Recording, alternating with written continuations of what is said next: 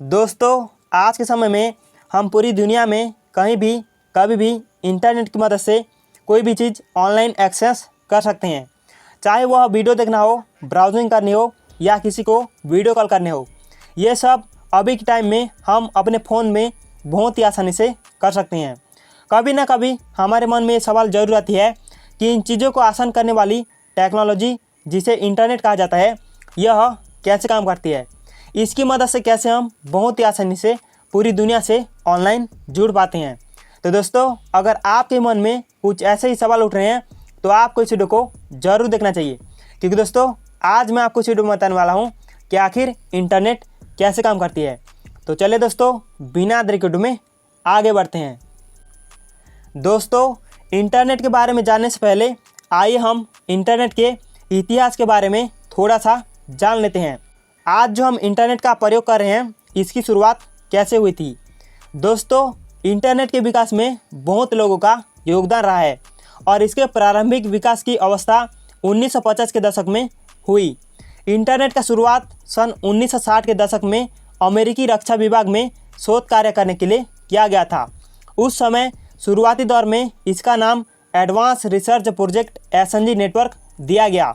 इसका प्रारंभिक नेटवर्क उस समय अमेरिका की 4 मुख्य यूनिवर्सिटी के 4 होस्ट कंप्यूटर को आपस में जोड़कर बनाई गई थी।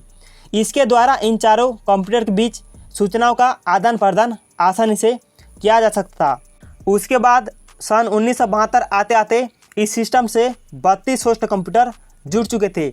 इसके बाद इसका नाम advance research project SNG network से बदलकर defence advance research projects SNG कर दिया और इसके बाद इस सिस्टम ने अमेरिका की सीमा को पार करते हुए पहली बार इंग्लैंड और नॉर्वे के साथ अंतर्राष्ट्रीय संपर्क स्थापित किए। सन 1990 में advance research project SNG network को बंद कर दिया गया और इसकी जगह मिनेसोटा यूनिवर्सिटी के द्वारा विकसित टेक्नोलॉजी गोफर को विकसित किया गया। इंटरनेट पर नई सूचनाएं देने वाले इस टूल ने इंटरनेट को और अधिक आसान बनाया। बाद में इसके तेज़ी से होते विकास के कारण 1987 से 1989 तक यह लगभग 10,000 कंप्यूटर्स का एक नेटवर्क बना। काफ़ी तीव्र गति से विकास होने के कारण 1992 आते आते यह संख्या 10 लाख कंप्यूटर्स में बदल गई। उसके ठीक अगले साल सन 1993 में 20 लाख कंप्यूटर्स हो गए। इसी साल 1993 में चेन्नई के वैज्ञानिक टिम बर्नर्स-ली ने WWW का आविष्कार किया, जिसका फुल फॉर्म होता है world wide web. WWW internet पर सूचनाओं को व्यवस्थित करने और दिखने के लिए HTTP hyper text transfer protocol का प्रयोग करता है। इसके बाद सन 1994 के समय मॉसेक और नेटस्केप नेविगेटर जैसे वेब ब्राउज़र मार्केट में आए और इंटरनेट का चलन बढ़ा। इन ब्राउज़र को आसानी से उपयोग करने और इसकी ग्राफिक क्षमता के कारण ही आम लोगों के बीच इसका चलन बढ़ा। तो चलिए अब आपको बताते हैं कि इंटरनेट कैसे काम करता है। दोस्तों, इंटरनेट विज्ञान के क्षेत्र में एक ऐसी क्रांति है जिसने मानव को संपूर्ण रूप से बदल के रख दिया है। यही कारण है कि अपनी शुरुआती दौर के बाद से ही बहुत तेज़ी से विकास हुआ और फैला, और इसका सभी के जीवन में क्या ज़रूरत है यह सभी को पता है। दोस्तों, अगर मैं आपसे ये सवाल करूं कि आपके घर तक किसी मोबाइल या कंप्यूटर में आने वाला इंटरनेट कहां से और किस माध्यम से आता है, तो आप में से अधिकतर लोगों का सवाल होगा कि सैटेलाइट के द्वारा। तो दोस्तों, मैं आपको बता दूं, यह सवाल एकदम गलत है। दरअसल हम जो भी इंटरनेट यूज करते हैं उनमें से ज़्यादातर इंटरनेट ऑप्टिक फाइबर केबल के द्वारा हमारे घर के पास मौजूद टावर तक आता है। यही ऑप्टिक फाइबर केबल हमारे कंप्यूटर, स्मार्टफोन और सर्वर के बीच कनेक्शन को बनाता है। इंटरनेट पूरे विश्व में केबल्स का एक जाल है जिसकी मदद से पूरी दुनिया में डेटा एक जगह से दूसरी जगह ट्रेवल करता है। इस केबल को बिछाने और मैनेज करने के लिए कई बड़ी बड़ी कंपनियां हैं। जब हम अपने फ़ोन में इंटरनेट चालू करते हैं तो डेटा हमारे फ़ोन से निकलकर टावर से होकर सर्वर तक पहुंचती है, जिससे डेटा एक छोर से दूसरे छोर पर जाता है और हम इसको यूज कर पाते हैं। हमारी धरती पर बहुत सारी केबलों का जाल बिछा है जो कि बहुत बड़ी बड़ी कंपनियों के द्वारा सभी गाँवों से लेकर शहरों तक फैलाए हुए हैं। इसके कारण हम कहीं से भी इंटरनेट को एक्सेस कर पाते हैं। इनको लगाने का काम जो भी कंपनियां करती है उन्हें उनके काम के अनुसार कई भागों में बांटा गया है, जैसे tier 1 company, tier 2 company, tier 3 company. तो चलिए हम आपको इन्हें पूरा विस्तार से समझाते हैं। दोस्तों, टियर 1 कंपनी एक देश से दूसरे देश को जोड़ने के लिए समुद्र की गहराई में ऑप्टिक फाइबर केबल का जाल बिछाया गया है, जिसे सबमरीन केबल कहा जाता है। इस केबल को बिछाने के लिए बड़ी बड़ी कंपनियों ने इसमें काफ़ी सारा पैसा लगाया हुआ है। यह सबमरीन केबल समुद्र के किनारे बसे बड़े बड़े शहरों तक पहुंचती है, जो कि एक देश से दूसरे देश को जोड़ती है। अगर भारत की बात करें तो समुद्र में इन केबलों का कनेक्शन मुंबई, चेन्नई और अन्य बड़े बड़े शहरों तक दूसरे देशों से पहुंचता है। इस लिस्ट में टाटा कम्युनिकेशन, रिलायंस जियो जैसी और भी काफ़ी सारी बड़ी बड़ी कंपनियां आती है, जिसके बारे में हम यहाँ पर बात नहीं कर रहे हैं। तो चलिए अब आपको बताते हैं टियर 2 कंपनी के बारे में।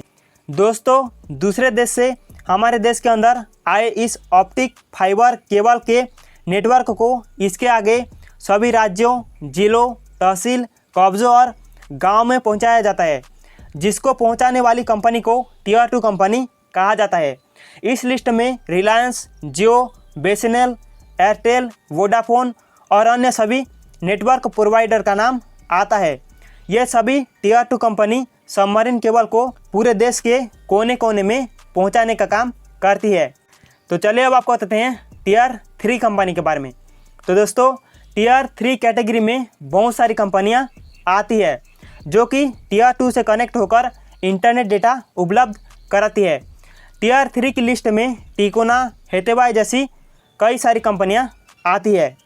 तो दोस्तों, हम यहाँ पर जान गए कि इंटरनेट हमारे फ़ोन पर कैसे पहुँचती है और इनको पहुँचाने वाली कंपनी के बारे में भी हम यहाँ पर जान चुके हैं।